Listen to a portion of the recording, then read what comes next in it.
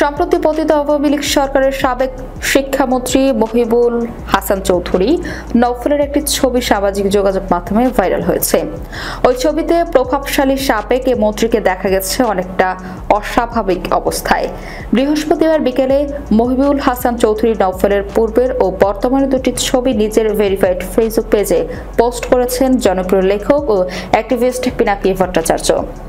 পিনাকি তার পোস্টে লিখেছেন, বেচারা তো কাদের যেন ঘাড় মুটকে দিতে চেয়েছিল, এখন তো মনে হচ্ছে নিজেরই ঘাড় মুটকে গেছে।